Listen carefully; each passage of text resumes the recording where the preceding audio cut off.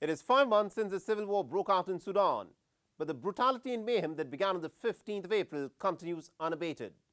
This week, a video of two RSF soldiers standing in front of one of Khartoum's most iconic skyscrapers has gone viral. The skyscraper that towers over the Nile River has been reduced to a smouldering shell. The fact that cultural heritage sites of Sudan were being reduced to rubble in the Sudanese civil war is no secret. But what is new is the scale of the devastation that has come to light. At the same time, the street fighting in Sudan is also fast becoming a theatre of a proxy war between the Wagner mercenaries and the agents of the Ukrainian intelligence agencies. Now, you may wonder, what role do Russia and Ukraine have to play in the civil war in Sudan? In our next report, we get you the details of how Ukraine is trying to crush the Wagner mercenaries inside Sudan. This video from the 17th of September is from the Sudanese capital Khartoum.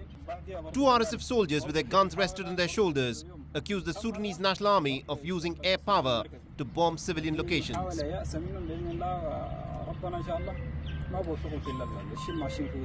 This region is the confluence of the Blue and the White Niles.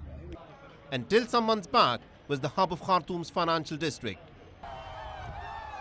In a recorded speech put out by the RSF militia chief General Dagalo, he's warned that Sudan is again headed for yet another partition. So as the two generals battle it out for supremacy, the common people are the ones who are caught in a meat grinder. Driven out from their homes, they've pitched temporary tents along the border with Chad. In West Darfur, the civil war has again acquired a tribal and ethnic dimension. The non-Arab Masalit people are facing the brunt of violence here. From the beginning of the conflict, the Russian Wagner militia has been actively aiding the RSF paramilitary group of General Dagalo.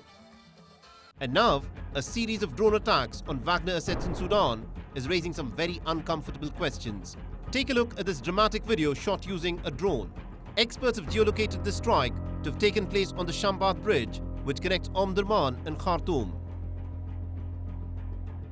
In the last fortnight, a series of such drone attacks in Sudan have taken everyone by surprise. The tactic of drones swooping down directly onto the target has so far been unusual in Sudan and the wider African region. Interestingly, Ukraine has not directly claimed these attacks, but top sources within the Ukrainian military have admitted that attacks on Wagner militia in Khartoum and Omdurman are the handiwork of non-Sudanese military. The Sudanese National Army insists that it has no information on these attacks, while the Americans have refused to comment on the new drone tactics that are being witnessed.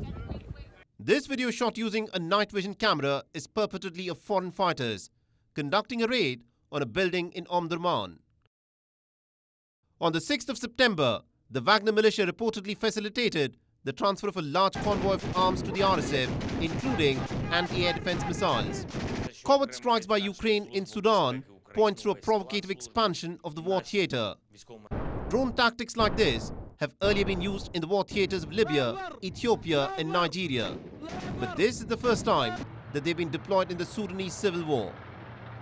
And worryingly, it is an outside power that has now deployed them in the Sudanese conflict.